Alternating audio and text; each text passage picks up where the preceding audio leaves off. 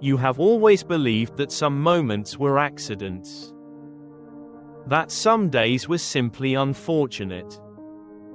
That certain losses were mistakes in the script of your life. But look closer. Not once has the wind ever blown without direction. Not once has a river flowed backward by chance. Not once has a seed sprouted in a season that was not ready to receive it. Yet somehow, you believe your life alone is exempt from this silent precision.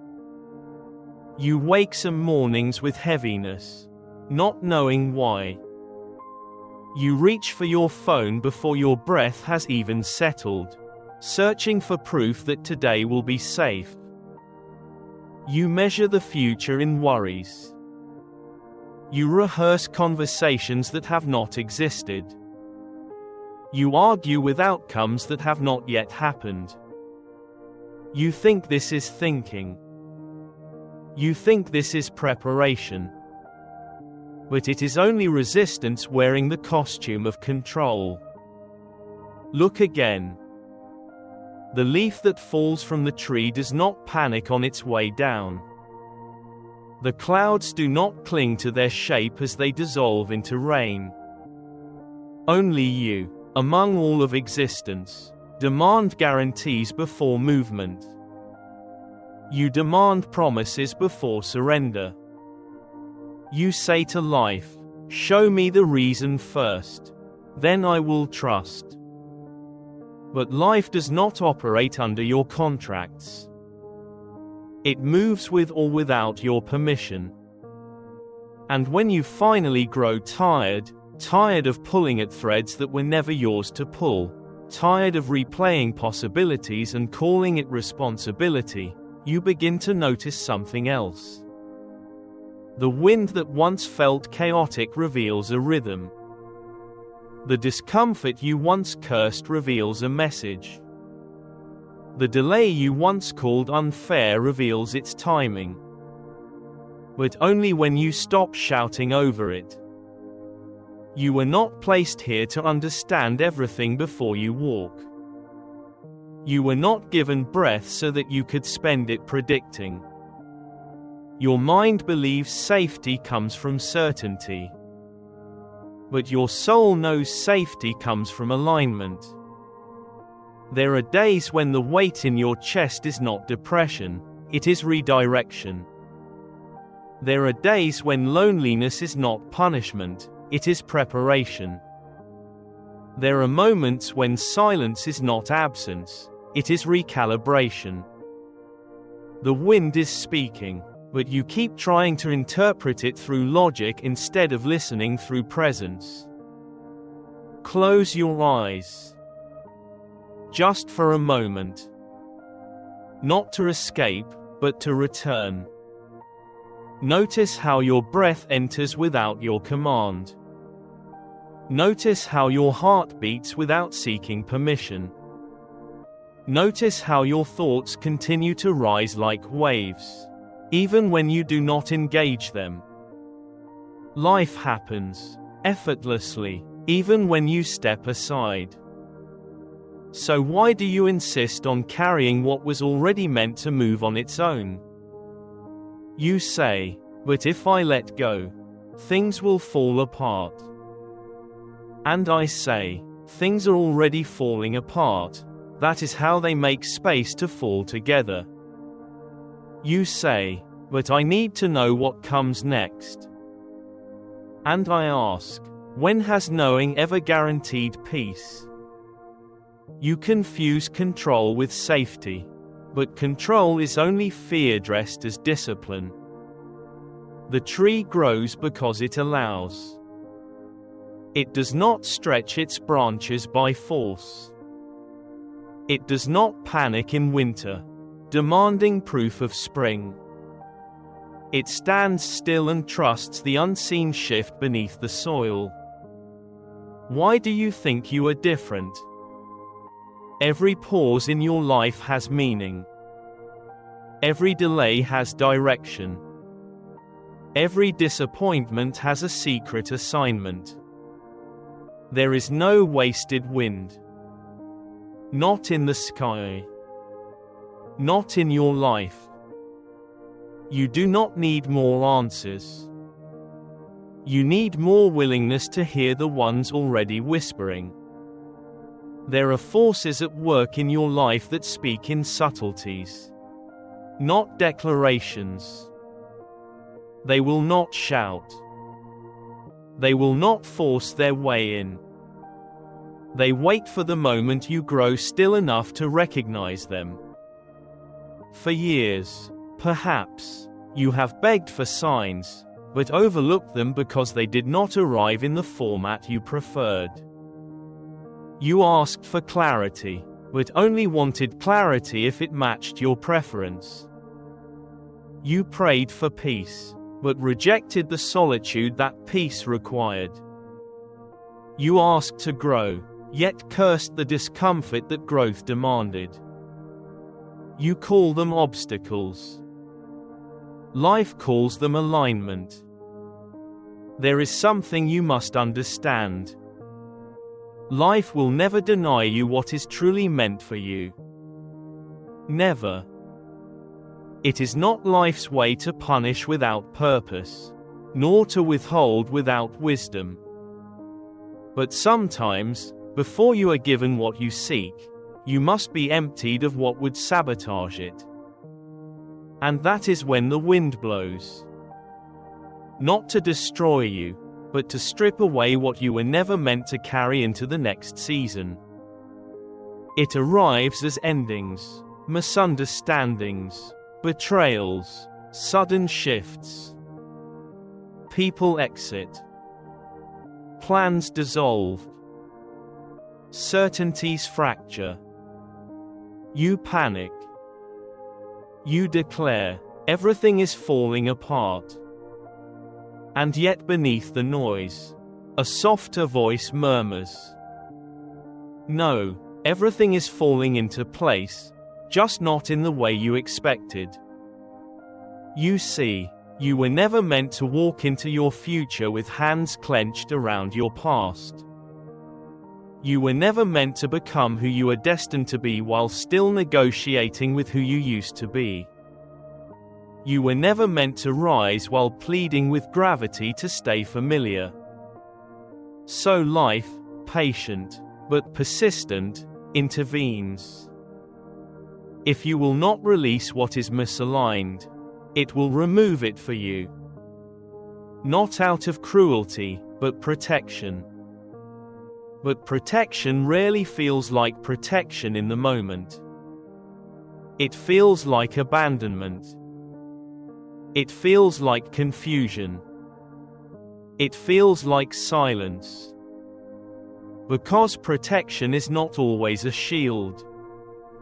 Sometimes, it is a dismantling.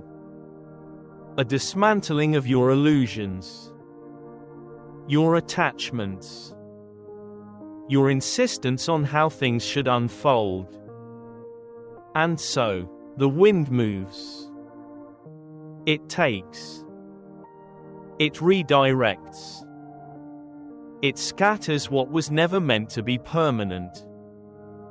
But it never leaves you empty, only open. Because emptiness is not a void. Emptiness is readiness. The tree that loses all its leaves is not dying, it is preparing. The moon that disappears is not gone, it is renewing. So when life empties your hands, do not rush to refill them. Stay open. Stay quiet. Let the wind finish its work. You are not losing. You are being refined. Breathe. You are not late. You are not behind.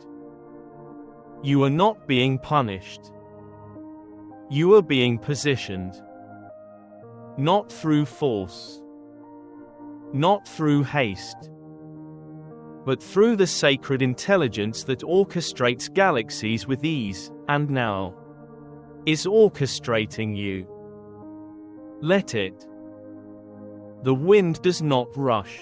And neither should you. There is a sacredness to the space between what was and what will be, the interval where nothing seems to move.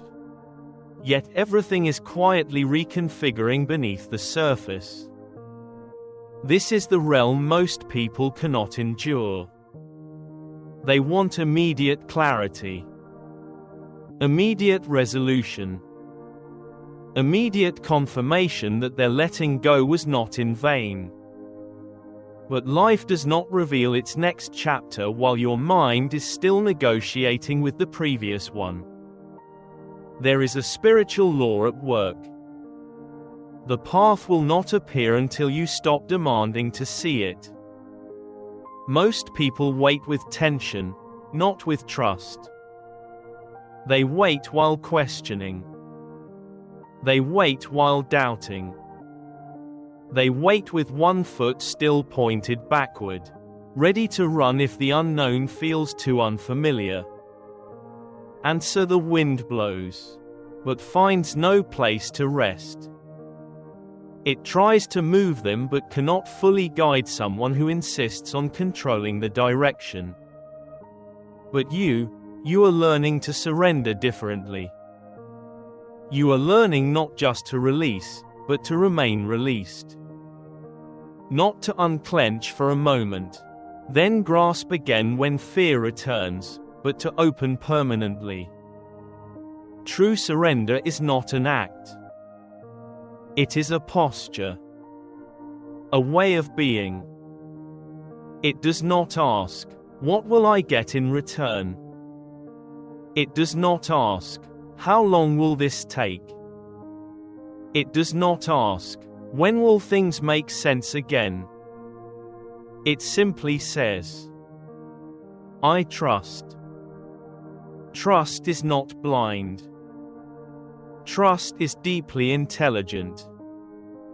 It recognizes that your vision is limited, not because you are incapable, but because you are seeing from the inside of the story. Life, however, sees from above. Life sees the ending already waiting for you, beyond your assumptions, beyond your preferred timeline, beyond what you think is possible. So it moves you toward it, not always gently, not always comfortably, but always precisely. Every delay is a redirection. Every silence is an incubation. Every unanswered question is a lesson in patience disguised as emptiness. Patience is not waiting for time to pass. Patience is the art of resting in the unknown without demanding proof that it is working. Think of the seasons. Does winter argue with spring? Does night resist the arrival of dawn? Do the waves question the moon before rising? No. They follow an intelligence deeper than thought. They obey without debate. You, too, are invited to live by that quiet obedience. Not obedience to fear. Not obedience to control. But obedience to the current already guiding your life. You do not need to understand the wind. You only need to trust its direction. And as you stand in this invisible turning point, neither where you are nor yet where you will be, let this be your meditation. I do not chase. I do not cling. I do not beg for answers. I remain open. I remain steady. I remain aligned. The more still you become, the clearer the next step will reveal itself. Not through force, but recognition. Life does not speak loudly to the frantic. It speaks softly to the grounded. And soon, when you have grown quiet enough, you will hear it. Not as a command. not as certainty, but as a knowing, like a compass settling, like a leaf falling without hesitation, like wind shifting just slightly, inviting you to follow. There comes a moment when the wind no longer pushes from behind, but begins to pull from ahead. You will feel it not as pressure, but as invitation. A quiet beckoning. A subtle leaning of the soul in a certain direction, not yet logical, not yet validated, but unmistakably right. This is how life guides those who have grown still enough to hear. But do not mistake guidance for explanation.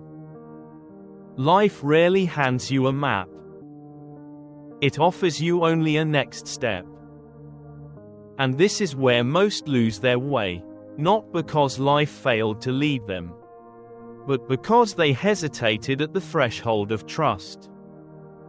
They ask, "But what if it doesn't work?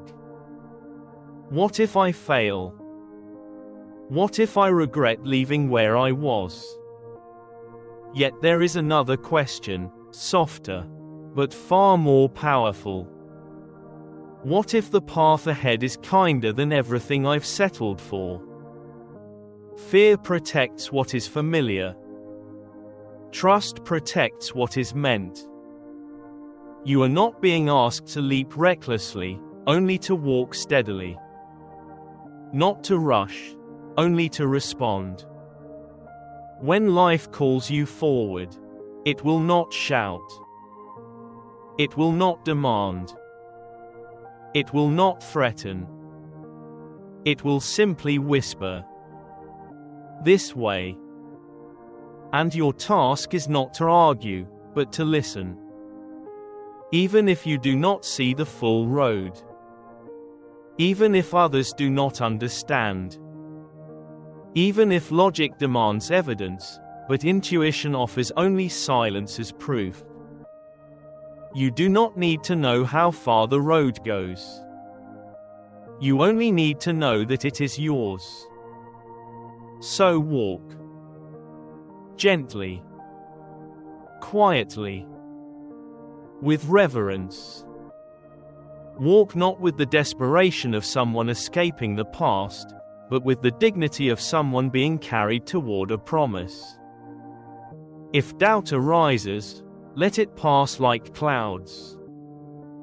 If fear trembles, place a hand over your heart and remind it.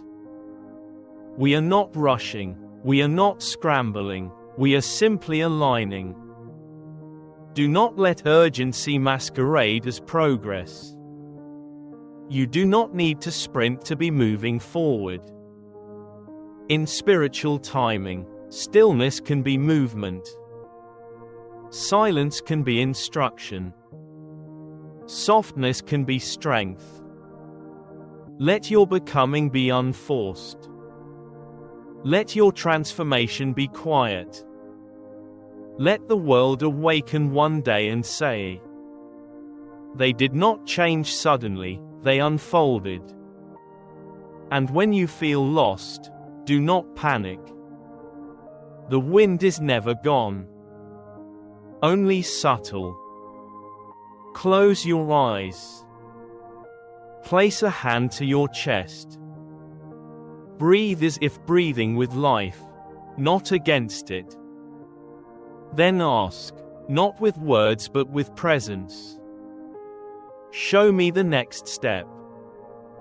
And wait, not with demand, but with trust. For the path ahead is not built by effort, but by willingness. The gentle way. You have been taught that growth must be forceful. That healing must be dramatic. That discipline must be harsh. That transformation must be loud. But nature reveals another truth. The mountain does not rise overnight. The flower does not bloom through strain. The tide does not crash endlessly, it retreats just as often as it advances. Gentleness is not the absence of strength, it is strength without aggression. Let us unlearn the violence we inflict upon ourselves in the name of self-improvement. You do not need to conquer your mind. You do not need to suppress your emotions. You do not need to fix yourself as if you were broken. Instead, let us walk a different road. Not the path of force, but the path of friendship. When the mind races, do not grab it by the throat. Sit beside it, ask softly, "What are you trying to protect me from?"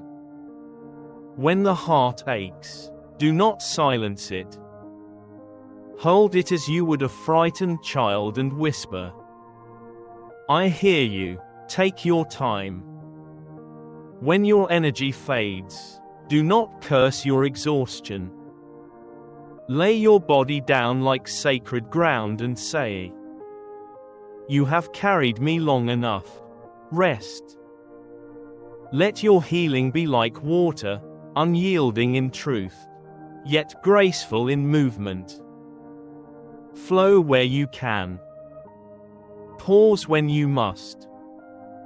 And when resistance appears, do not crash violently against it. Simply surround it, patiently, until even the hardest stone gives way. This is the gentle way. To speak softly to yourself even in failure. To make progress without punishment. To rise without rage. Each day, choose one gentle act. Not a grand ritual, not a strict routine. Just one moment of deliberate kindness toward yourself. Breathe before reacting.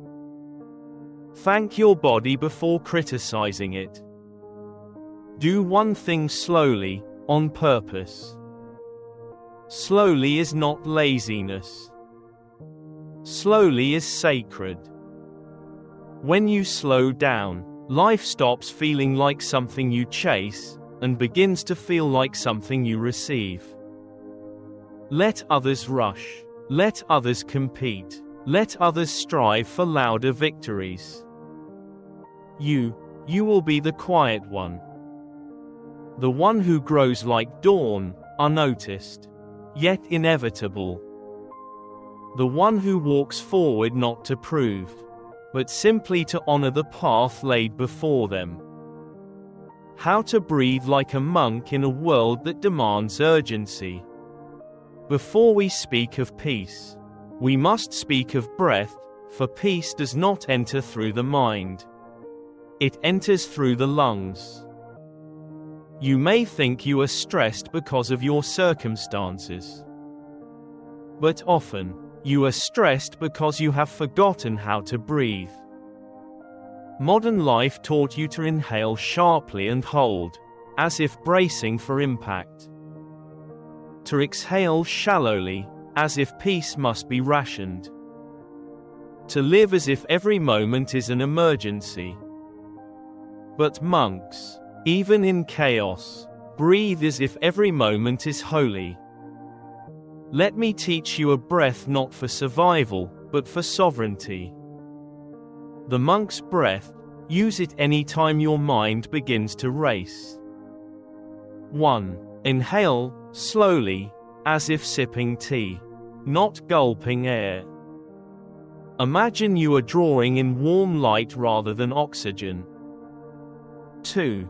Hold, gently, not as tension, but as gratitude. Whisper inwardly, "I am still here." 3. Exhale, longer than you inhaled, as if releasing lifetimes of resistance. Do not push the breath out. Let it leave like a guest you no longer need to entertain. 4. Pause, empty, not as lack, but as trust. Even without air, you are safe. Repeat 3 times. Do not count. Feel. This is not breathwork. This is prayer without words. You may not control the speed of life, but you can control the rhythm of your own being.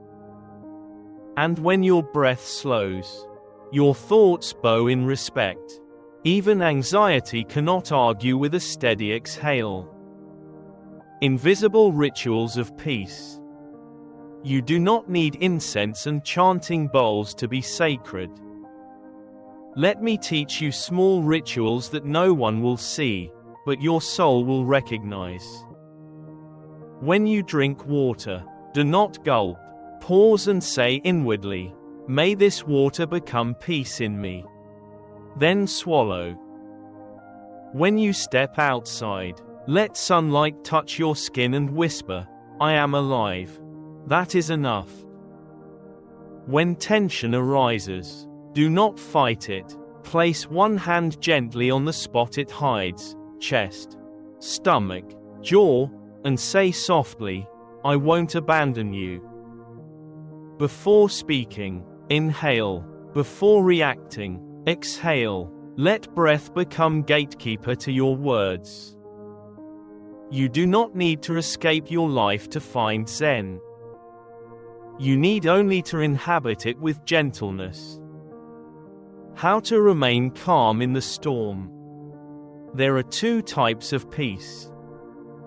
The first is conditional peace, the kind that exists only when circumstances are favorable.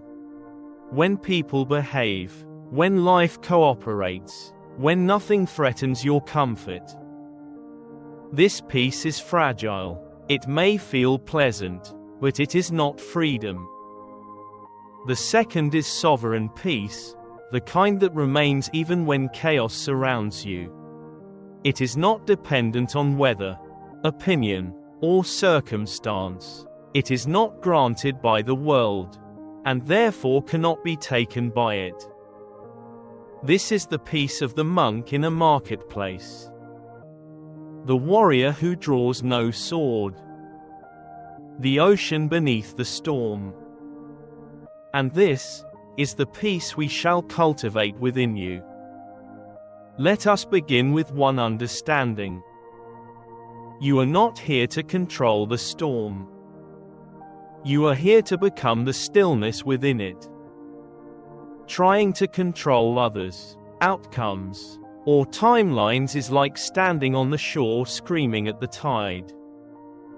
Futile, exhausting, unnecessary. Instead, let the storm spend itself. Let the chaos rage outward, while you remain rooted inward. To do this, you must master 3 practices. 1. Do not become the weather, become the sky. When conflict arises, do not identify with it. Do not say, "I am angry," or "I am stressed," or "I am afraid." Instead, silently state, "Anger is passing through me. Stress is visiting my body. Fear is knocking. I do not have to invite it in. A storm within you is still just weather. You are the sky that holds it." 2. Slow down the body, the mind will follow. In moments of tension, do not attempt to immediately solve anything. Instead, slow your movements on purpose. Place your hands down gently. Turn your head slowly. Speak softer than usual. The nervous system does not respond to logic, it responds to rhythm. If you move like peace, your mind will follow. 3. Respond from stillness, not from reflex. When emotion rises, wait, not to suppress it, but to give wisdom enough time to arrive. Let this be your golden rule. No decision from tension, No words from panic. Speak only once breath has returned to its natural flow. Act only once awareness has re-entered your hands. It is better to be silent than reactive. It is better to be late than destructive. And remember, calm is not weakness. Calm is mastery. It does not mean you do not feel. It means you do not flee yourself when feeling arises. Let the world call it detachment. Let noise call it indifference. You will know it for what it truly is. Sacred restraint, inner sovereignty, peace forged by discipline. How to protect your energy without closing your heart. There is a difference between being kind and being drained. A difference between being open and being unguarded.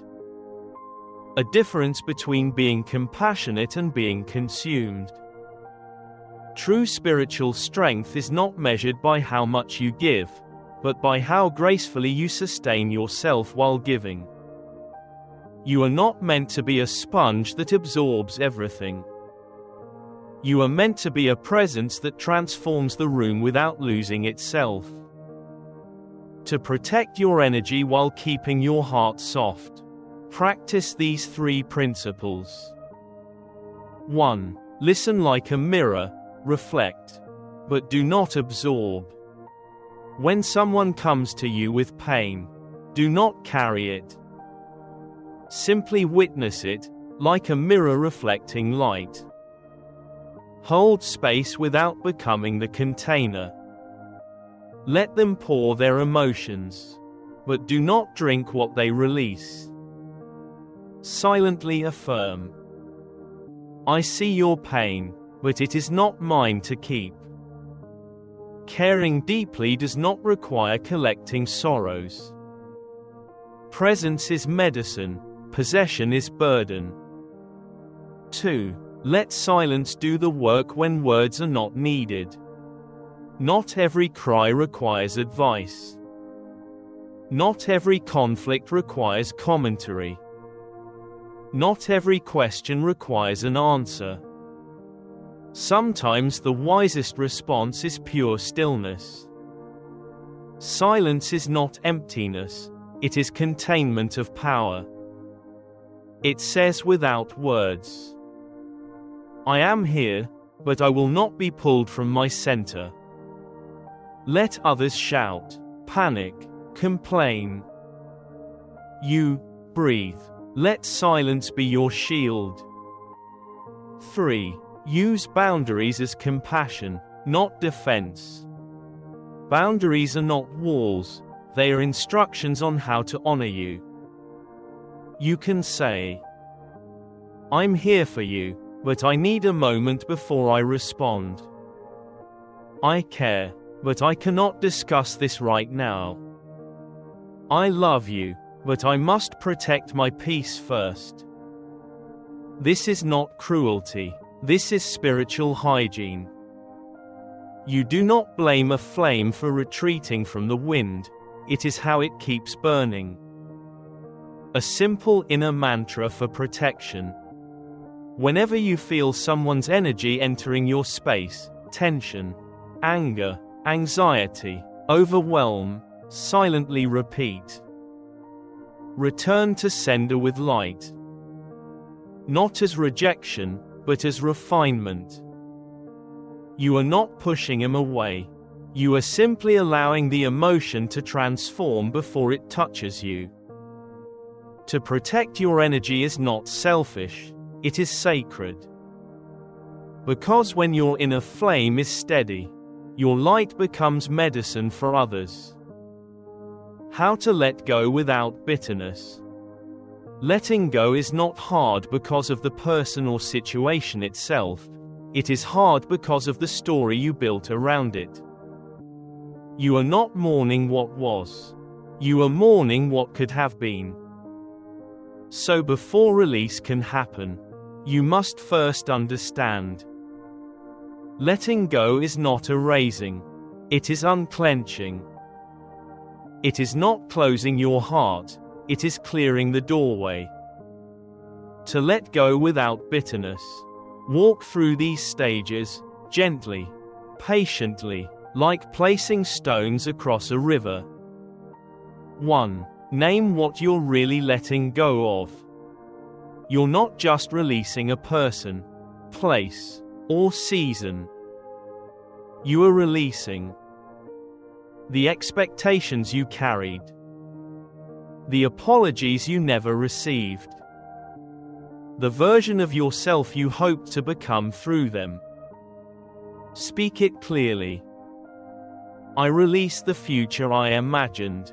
I honor what was real, and I accept what will never be. Truth dissolves tension. 2. Bless what you are leaving behind, even if it hurt you. This may feel impossible, but listen carefully. You do not bless them for their sake. You bless them for yours. Say silently, "Thank you, for the lesson, for the mirror, for the awakening. I release you now, not in anger, but in understanding." Blessing is not approval. It is alchemical closure. 3. Replace what you lost with something sacred. Bitterness grows in emptiness. If you simply remove something without refilling the space, your mind will return to it again and again. So instead of leaving a void, plant something new there. Let it be a routine that nourishes you, a daily ritual of gratitude, a promise to treat yourself with deeper kindness. Let the space once occupied by pain become a garden of renewal. 4. Remember, closure is not given, it is created.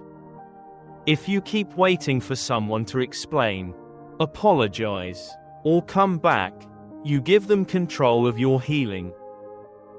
Closure is not received. It is declared. You decide. This chapter ends here, not because it resolved, but because I no longer carry it. A final invocation, speak this when your heart feels heavy. I do not let go in anger, I let go in peace. What is meant for me will remain. What has served its purpose will return to the universe with gratitude. And then, breathe. Not a sharp breath. Not a shaky breath. But a long, slow, knowing breath. As if your soul itself is exhaling. How to trust again, without losing yourself. Trust is one of the most fragile bridges in the human heart. Once broken, you learn to tighten your grip, to watch more closely, to love more cautiously. You begin to believe that vigilance protects you, but in truth, it only keeps you weary. So how do you trust again without becoming naive? How do you open your heart without surrendering your wisdom? You follow this sacred order. 1. Trust yourself before you trust anyone else. Most people who struggle to trust are not really afraid of others failing them. They are afraid of not recognizing the red flags in time. So begin here. I may not always control what others do, but I trust my ability to see clearly and respond wisely. When you know you can walk away from anything misaligned, you no longer fear offering your openness. 2. Stop demanding guarantees, seek consistency instead. People often say, "How can I trust again if I can't be 100% sure I won't be hurt?" Listen closely. Trust is not built through promises, it is built through patterns. Do not believe what people say, observe what they repeat. Does their effort match their words? Do they show up when life is inconvenient? Is their presence calming rather than chaotic? Trust slowly, but when evidence aligns, allow softness. 3. Share in layers, not all at once. You are not obligated to hand someone your whole heart from the beginning. Let them earn access gradually, the way one climbs a sacred temple, step by step.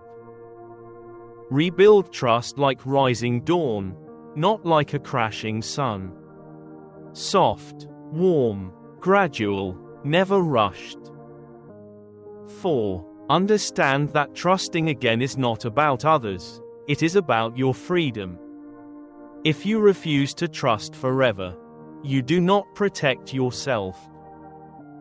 You imprison yourself. To trust again does not mean believing no one will ever hurt you.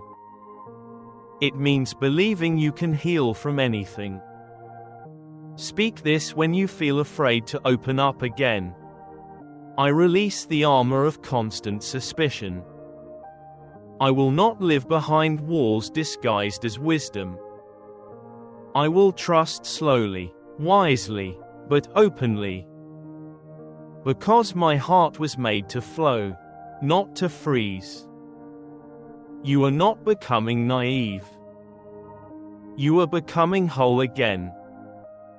How to love without losing yourself. To love is divine. But to disappear inside someone else is not love. It is self-abandonment. True love is not about merging into another. It is about walking side by side while remaining whole.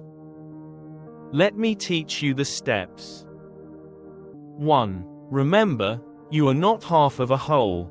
You are a complete being. Many people enter relationships believing, "You complete me." It sounds romantic, but it is dangerous. You are not a missing piece, you are a full universe. Love is not two halves completing each other. It is two powerful souls enhancing each other. Begin every relationship with this silent affirmation. I choose you, not because I need you to survive, but because I desire to grow with you. 2. Give love, but do not sacrifice your core needs. There is a difference between compromise and self-erasure. Compromise self-erasure. I adjust without betraying myself. I silence my needs to avoid conflict. We both make room for each other. Only one person is allowed space. Ask yourself, do I shrink myself to keep peace? Do I quiet my voice because I'm afraid of being too much? Do I love in a way that drains me rather than nourishes me? If yes, pause, recenter, regroup. 3. Keep your own rhythm, even while dancing with another. Never give up what makes you you. Your hobbies, your friendships, your dreams, your spiritual practices, your time alone. Healthy love doesn't consume your identity, it celebrates it. If someone asks you to dim your light, they are not your partner. They are your cage. 4. Love with open arms, not clenched fists. Attachment says, I must have you to be okay. Love says, I honor you for choosing to walk with me. When you release the fear of losing someone, you finally learn how to love them freely. 5. Speak this daily. I love deeply, but I also choose myself daily. My heart is open, but my boundaries are sacred. I can give without emptying myself. I can love without losing myself. If you have walked with me through every lesson, from calming the storm within, to protecting your sacred energy, to loving without losing yourself, then pause now. Place your hand over your heart. Feel the quiet strength beating beneath your skin. You have not simply read these teachings. You have begun remembering who you truly are. You are not fragile, though life has cracked you. You are not unworthy, though others mishandled your tenderness. You are not lost, you are awakening. Every storm that tried to break you only taught you balance. Every betrayal that wounded you only revealed your boundaries. Every love that ended only brought you closer to the one love that will never leave. The love you build within yourself. So as you step forward, carry this knowing. May you walk gently, but never shrink. May you give love freely, but never abandon your soul. May you trust again, but with wisdom instead of blindness. May you release without bitterness, remembering peace is your birthright. May you stand strong as both the ocean and the shore, powerful and calm, ever returning to yourself. This is not the end of the journey. It is the moment you finally turn inward and whisper, I am ready to live, not from fear, but from quiet confidence. Breathe deeply. Straighten your spine. Lift your spirit. A new chapter awaits. Shall we begin it together?